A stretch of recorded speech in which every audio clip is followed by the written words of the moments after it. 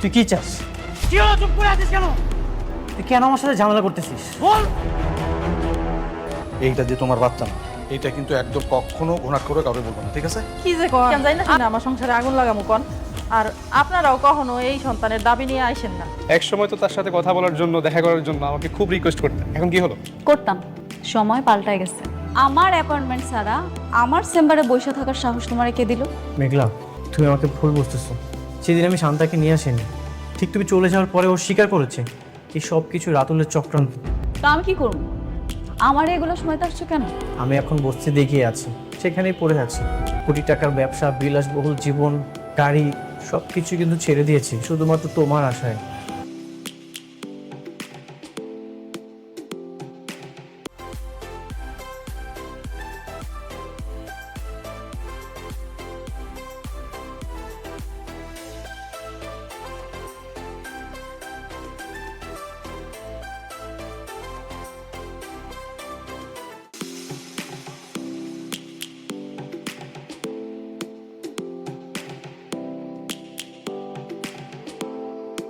আমি আমার সর্বোচ্চ চেষ্টা করব স্যার।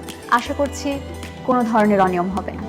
আপনার কাজ হইতেছে আমি যা কিছু করি সব কাজের আপডেট রাখা। বলতে পারেন আপনি আমার অ্যাসিস্ট্যান্ট। জি ম্যাম, বুঝতে পেরেছি। আমার চাকরি তো হয়ে গেছে। শালিমা আমাকে তার পার্সোনাল অ্যাসিস্ট্যান্ট। ভেরি গুড, তাহলে তো আর কোনো বাধা নেই। তোমাকে আমি ঠিক যেভাবে বলেছি তুমি ঠিক ওইভাবে করবে। Okay baby. আগামী পর্বে শালিমা চৌধুরী এমন এক সত্যের মুখোমুখি হতে যাচ্ছে যা শুনলে তার পায়ের নিচের মাটি সরে যাবে। হ্যাঁ বন্ধুরা, মেঘলা বা শালিমা যে সন্তানকে মৃত ভেবে প্রতি রাতে চোখের জল ফেলছে সে আসলে বেঁচে আছে। আর এই সত্যটা এবার অনিকের সামনে নিয়ে আসতে চলেছে তার নিজের মা। কিন্তু তখনই ঘটবে আসল দুর্ঘটনা। শালিমা কি নিজের সন্তানকে ফিরে পাবে, নাকি রাতুলের নতুন কোনো চালের শিকার হবে সে? গরিব ঘরের রাজপুত্র নাটকের 39 নম্বর এপিসোডে আজ আমরা যে ইমোশনাল পেইন আর বিট্রিয়াল দেখলাম তা এক কথায় অবিশ্বাস্য। গল্পের শুরুতেই আমরা দেখি শান্তাকে বস্তির ঘরে অনিকের সাথে দেখে মেঘলা চরম ভুল বোঝে। শান্তার এই নোংরা চালের পেছনে যে রাতুলের হাত ছিল সেটা অনিক বুঝতে পারলেও মেঘলা কিন্তু অনিককে নিজের সন্তানের খুনি বলে তাড়িয়ে দেয়। কিন্তু এখানেই শেষ না। আজকের পর্বে সবচেয়ে বড় শখ ছিল সেই হসপিটালের নার্স আর অনিকের মায়ের কথোপকথন, যেখানে পরিষ্কার হয়ে গেল অনিকের সন্তান আসলে মরেনি। অন্য এক মহিলার মরা বাচ্চার সাথে অনিকের জীবিত বাচ্চাকে অদল বদল করে দেয়া হয়েছে। নিজের কোটি টাকার সম্পত্তি, বিলাসবহুল গাড়ি বাড়ি সব ছেড়ে অনিক এখন ফুটপাতে ছাতা ছাড়া রোদে পুড়ছে। ঠিক তখনই তার তথাকথিত বন্ধু রাতুল এসে তাকে উপহাস করে। অনিকের এই করুণ দশা দেখে রাতুলের মনে যে পৈশাসিক শান্তি পাচ্ছিল তা দেখে যে কোনো দর্শকের রক্ত গরম হয়ে যাবে। অন্যদিকে মেঘলা তার সন্তানের কোনো স্মৃতি না পেয়ে ঘরের দেয়ালে একটা কাল্পনিক বাচ্চার ছবি টানিয়ে যেভাবে কাঁদছিল সেই সিনটা ছিল এই এপিসোডের সবচেয়ে হার্ট ব্রেকিং মোমেন্ট। পুরো এপিসোডটা যদি আমরা গভীরভাবে অ্যানালাইসিস করি তবে কিছু হিডেন ক্লু চোখে পড়ে যা অনেকেই মিস করে গেছেন। অনিকের মা তার বাবার কথোপকথন খেয়াল করলে বুঝবেন মা কিন্তু বারবার বলছে বাচ্চাটা দেখতে একদম অনিকের মতো হয়েছে। তার মানে এই বাচ্চাটা যখন বড় হবে তখন তার চেহারা দেখে অনিক বা মেঘলা যে কোনো মুহূর্তে সত্যটা ধরে ফেলতে পারে। আসল টুইস্ট আসে তখন যখন শালিমা গ্রুপ অফ কোম্পানিতে এক নতুন মেয়ে অ্যাসিস্ট্যান্ট হিসেবে জয়েন করে। চাকরি পাওয়ার পরপরেই সে ফোনে কাউকে বেবি বলে ডাকে এবং বলে যে শালিমা তাকে পার্সোনাল অ্যাসিস্ট্যান্ট হিসেবে রেখে দিয়েছে। এই রহস্যময় ফোন কলের ওপাশে কে ছিল জানেন? সে আর কেউ নয়, স্বয়ং রাতুল অথবা সাব্বির। শালিমার পুরো বিজনেস ধ্বংস করার জন্য এটা একটা অনেক বড় মাস্টার প্ল্যান। পরবর্তী এপিসোডে আমরা দেখতে পাবো এক চরম ইমোশনাল ব্রেকডাউন। অনিকের মা নিজের ভেতরের অপরাধবোধ আর ধরে রাখতে পারবে না। অনিককে এভাবে রাস্তায় রাস্তায় পাগলের মতো ঘুরতে দেখে সে মেঘলার কাছে গিয়ে সব তথ্য ফাঁস করার সিদ্ধান্ত নেবে। কিন্তু সেখানেও কি রাতুল কোনো বাধা তৈরি করবে? কারণ রাতুল অলরেডি সাব্বিরের সাথে ওপেন চ্যালেঞ্জ জড়িয়ে গেছে। সাব্বির আর রাতুলের এই ইগো লড়াইয়ের মাঝে মেঘলার নতুন অ্যাসিস্ট্যান্ট কোম্পানি বড় থেকে কোনো ফাইল বা সিক্রেট ইনফরমেশন চুরি করে শালিমাকে রাস্তায় বসানোর প্ল্যান করবে। মেঘলা যখন চারপাশ থেকে ফেসে যাবে ঠিক তখনই কি অনিক আবার তার রক্ষাকর্তার হয়ে ফিরে আসবে? আগামী পর্বে শালিমা চৌধুরী এমন এক সত্যের মুখোমুখি হতে যাচ্ছে যা শুনলে পায়ের নিচের মাটি সরে যাবে। হ্যাঁ বন্ধুরা, মেঘলা বা শালিমা যে সন্তানকে মৃত ভেবে প্রতি রাতে চোখের জল ফেলেছে সে আসলে বেঁচে আসে। আগামী পর্বের সবচেয়ে বড় বিস্ফোরণ ঘটতে চলেছে অনিকের মায়ের একটি সিদ্ধান্তকে ঘিরে। এতদিন বুকের ভিতরে লুকিয়ে রাখা সত্য আর সহ্য করতে না পেরে তিনি শেষ পর্যন্ত মেঘলার সামনে যাওয়ার জন্য বেরিয়ে পড়বেন। নিজের ছেলের ভেঙে যাওয়া জীবন, মেঘলার অশ্রু আর একটি নিরাপদ শিশুর ভবিষ্যৎ, সব কিছু মিলিয়ে তার বিবেক তাকে আর এক মুহূর্ত চুপ থাকতে দেবে না। কিন্তু তিনি জানে না তার প্রতিটি পদক্ষেপের উপর নজর রাখছে এমন একজন যে কোনোভাবেই এই সত্য প্রকাশ হতে দিতে চায় না। তাই সত্যের পথে তার যাই এই যাত্রা পরিণত হতে পারে সবচেয়ে ভয়ঙ্কর বিপদের সূচনায়। ঠিক যখন অনিকের মা মেঘলার সঙ্গে দেখা করার উদ্দেশ্যে বেরিয়ে পড়বেন, তখনই অন্যদিকে রাতুলের কানে পৌঁছে যাবে সেই খবর। মুহূর্তের মধ্যেই সে বুঝে যাবে, যদি আজ সত্য প্রকাশ হয় তাহলে এতদিন ধরে সাজানো তার পুরো খেলাই শেষ হয়ে যাবে। তাই এক মুহূর্ত দেরি না করে সে নিজের বিশ্বস্ত লোকদের নিয়ে অনিকের মায়ের উপর নজরদারি শুরু করবে। কিন্তু আশ্চর্যের বিষয় হলো, এসবের কিছুই টের পাবে না অনিকের মা। তিনি শুধু মনে মনে একটাই কথা ভাবতে থাকবেন, আজ যদি সে সব সত্য না বলেন তাহলে হয়তো আর কোনোদিনও সেই সুযোগ পাবেন না। অন্যদিকে ভাগ্যের খেলায় মেঘলাও ঠিক সেই সময় অফিস থেকে বের হওয়ার প্রস্তুতি নিচ্ছিল। ফলে দুজনের দেখা হওয়ার সম্ভাবনা যত বাড়তে থাকবে, রাতুলের অস্থিরতা ততই ভয়ঙ্কর রূপ নিতে শুরু করবে। এদিকে শালিমা চৌধুরী ওরফে মেঘলা তখনই বুঝতে পারবে তার জীবনের সবচেয়ে বড় সত্য মাত্র কয়েক কদম দূরে দাঁড়িয়ে আছে। অফিসে নতুন যোগ দেওয়া পার্সোনাল অ্যাসিস্ট্যান্ট বারবার অজুহাত দেখিয়ে মেঘলার প্রতিটি মিটিং, ফোন কল আর চলাফেরার তথ্য গোপনে কারো কাছে পাঠাতে থাকে। একসময় সে ফোনে ফিসফিস করে বলে, আজই সুযোগ, সত্যটা বের হওয়ার আগেই সব কিছু শেষ করতে হবে। এই একটি সংলাপেই ইঙ্গিত দেয় যে পুরো ঘটনাটা আগে থেকেই পরিকল্পনা করা হয়েছে। কিন্তু ফোনের ওপাশ থেকে আসলে রাতুল ছিল নাকি সাব্বির, সেটা এখনও রহস্যই থেকে যায়। ঠিক তখনই অনিকের মা মেঘলার অফিসের সামনে পৌঁছে যান, আর কয়েক মুহূর্তের মধ্যেই এমন একটি মুখোমুখি হওয়ার পরিস্থিতি তৈরি হয় যা পুরো গল্পের মোড়েই ঘুরিয়ে দিতে পারে। মেঘলার অফিসের রিসিপশনে দাঁড়িয়ে কাঁপা কাঁপা হাতে নিজের নাম লিখতে থাকেন অনিকের মা। বারবার চোখের জল মুছে তিনি শুধু একটি কথাই বলতে থাকেন, আজ আর কোনো মিথ্যে নয়, আজ সব সত্য বলেই যাব। ঠিক তখনই দূর থেকে তাকে দেখে ফেলে সেই রহস্যময় পার্সোনাল অ্যাসিস্ট্যান্ট। পরিস্থিতি যে নিয়ন্ত্রণের বাইরে চলে গেছে সেটা বুঝতে পেরে সে দ্রুত ফোন বের করে একটি কল করে দেয়। কয়েক সেকেন্ডের মধ্যেই ফোনের ওপাশ থেকে ভেসে আসে একটি ঠান্ডা কণ্ঠ, যেভাবেই হোক ওনার সঙ্গে শালিমার দেখা হতে দেয়া যাবে না। এই একটি নির্দেশনার পর পুরো অফিস জুড়ে অদ্ভুত এক উত্তেজনাকর পরিস্থিতি তৈরি হতে শুরু করে।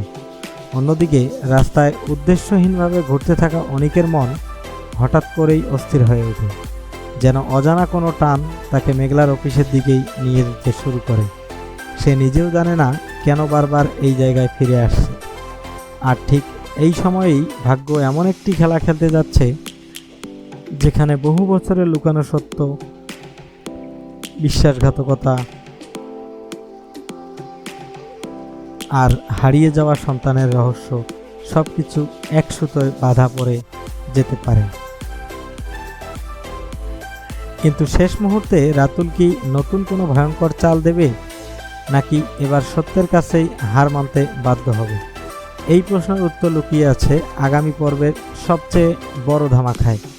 ঠিক যখন অনিকের মা রিসিপশন থেকে মেঘলার কেবিনের দিকে এগিয়ে যাচ্ছিলেন, তখনই হঠাৎ পুরো অফিসের বিদ্যুৎ কয়েক সেকেন্ডের জন্য বন্ধ হয়ে যায়।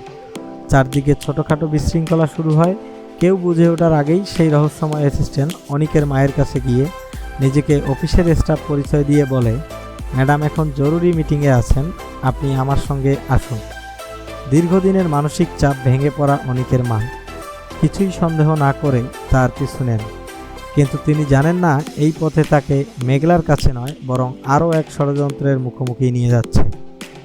এদিকে মেঘলা নিজের কেবিনে বসে হঠাৎ একটি পুরনো ফাইল হাতে পায়। ফাইলটি খুলতেই হাসপাতালের কয়েক বছর আগের কিছু কাগজপত্র তার সামনে চলে এসে। একটি পাতায় হাসপাতালের সিল থাকলেও শিশুর পরিচয়ের জায়গায় অদ্ভুতভাবে কাটাকাটি করা সেই দৃশ্য দেখে মেঘলার বুক কেঁপে ওঠে। এতদিন ধরে যে প্রশ্নটা তাকে প্রতিদিন কাঁদিয়েছে সেটা আবার মাথা তুলে দাঁড়িয়েছে। আমার সন্তান কি সত্যিই মারা গেছে? ঠিক সেই মুহূর্তেই দরজার বাইরের দ্রুত পায়ের শব্দ শোনা যায়। কেউ একজন শ্বাস নিতে নিতে কেবিনের দিকে ছুটে আসছে। আর সেই মানুষটি যদি অনিকের মা হন, তাহলে পরের কয়েক মিনিটেই বহু বছরের সবচেয়ে রহস্যের পর্দা উঠতে পারে। কিন্তু ভাগ্য যেন বারবার সত্যের পথ আটকে দিতে চাইছে। অনিকের মা কেবিনের কাছাকাছি পৌঁছানোর আগেই করিডোরে রাতুলের লোকজন তার পথ রোধ করে দাঁড়ায়। তারা ভদ্রতার আড়ালে তাকে অন্যদিকে নিয়ে যাওয়ার চেষ্টা করে। অনিকের মা প্রথমে কিছুই বুঝতে না পারলেও কয়েক মুহূর্তেই পরেই বুঝে যান এটা কোনো কাকতালীয় ঘটনা নয়, কেউ একজন ইচ্ছে করেই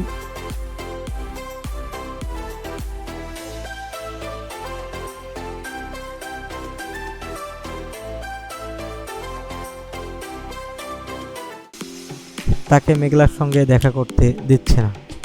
তখনই তিনি সাহস করে জোরে বলে ওঠেন, আমাকে ছাড়ুন, আজ আমি সব সত্য বলে দেব। এই চিৎকার করিডোর জুড়ে প্রতিধ্বনি হতেই অফিসের অনেক কর্মচারী অবাক হয়ে তাকিয়ে থাকে। অন্যদিকে নিজের কেবিনে বসে থাকা মেঘলার কানে হঠাৎ সেই চিৎকার পৌঁছে যায়। কণ্ঠস্বরটা তার খুব পরিচিত মনে হয়। সে আর এক মুহূর্ত দেরি না করে দরজা খুলে বাইরে বেরিয়ে আসে। করিডোরের এক প্রান্তে দাঁড়িয়ে থাকা অনিকের মায়ের সঙ্গে তার চোখাচোখি হতেই দুজনেই কয়েক সেকেন্ডের জন্য স্থির হয়ে যায়, যেন সময় থেমে গেছে। অনিকের মায়ের চোখে বেয়ে অশ্রু ঝরতে থাকে, আর কাঁপা কণ্ঠে তিনি বলতে শুরু করেন, মা, এতদিন তোমার কাছ থেকে যে সত্য লুকিয়ে রেখেছি, আজ আর সেটা লুকিয়ে রাখতে পারবো না। ঠিক তখনই করিডোরের শেষ মাথায় দাঁড়িয়ে থাকা রাতুল সব কিছু দেখে ফেলে।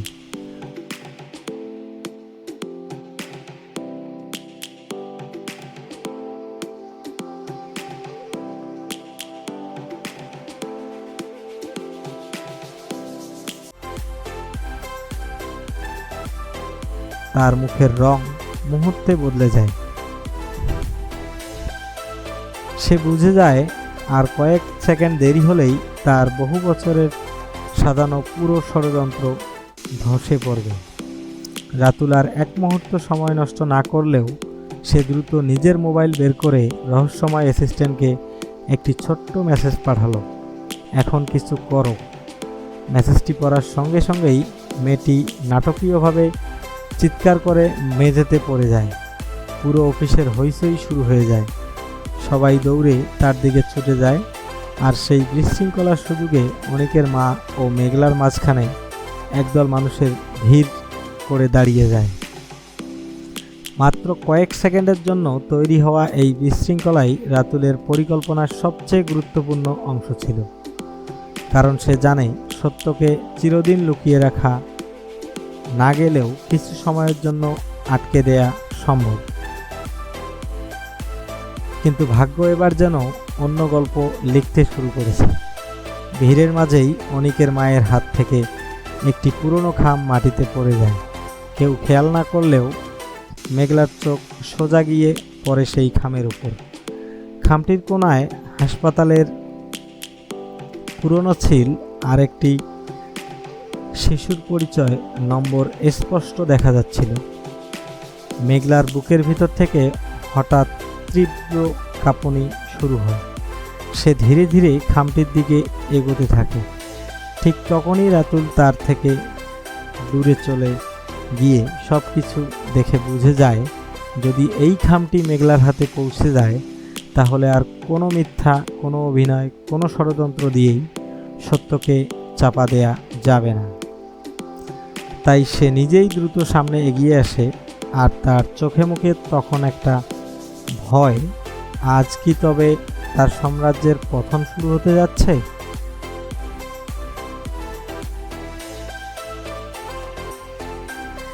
রাতুল দ্রুত এগিয়ে এসে খামটি তুলে নেওয়ার চেষ্টা করতেই ঠিক সেই মুহূর্তেই অনিকও অফিসের ভিতরে ঢুকে পড়ে। বন্ধুরা, চারপাশে হট্টগোল দেখে সে কিছুই বুঝতে না পারলেও মেঘলার হাতে থাকা সেই পুরনো খামটির দিকে তার চোখ আটকে যায়। খামটি দেখেই তার মনে পড়ে যায় বহু বছর আগের সেই হাসপাতালের রাত, যখন ডাক্তার আর নার্সদের অস্বাভাবিক আচরণ তাকে বারবার সন্দেহ করে ফেলছিল। এতদিন যেসব স্মৃতি সে ভুলে থাকার চেষ্টা করেছিল, সেগুলো একে একে আবার তার চোখের সামনে ভেসে উঠতে শুরু করে। অন্যদিকে অনিকের মা আর নিজেকে সামলাতে পারেন না। কাঁদতে কাঁদতে তিনি মেঘলার সামনে হাঁটু গেড়ে বসে পড়েন।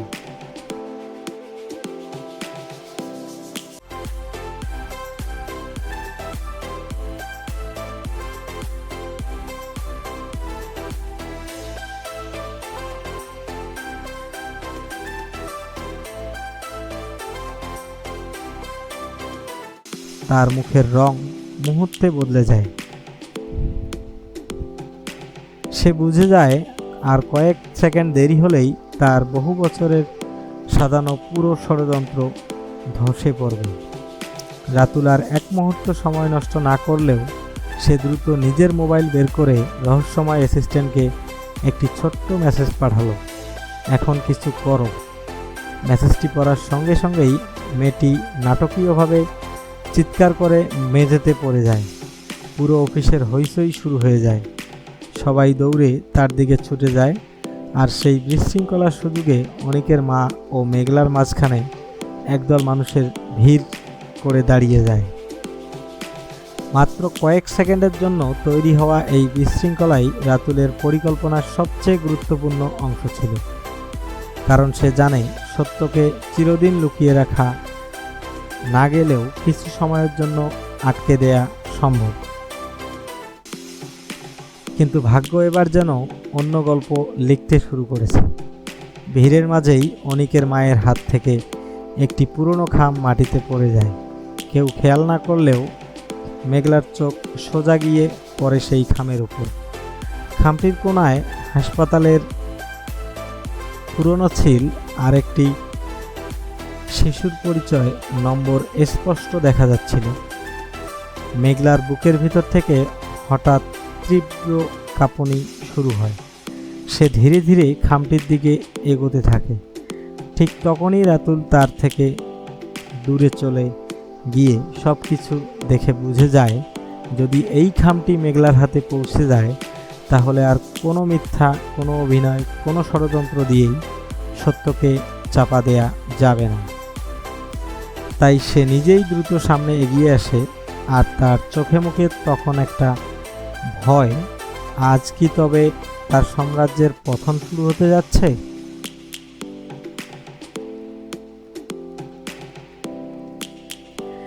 রাতুল দ্রুত এগিয়ে এসে খামটি তুলে নেওয়ার চেষ্টা করতেই ঠিক সেই মুহূর্তেই অনিকও অফিসের ভিতরে ঢুকে পড়ে।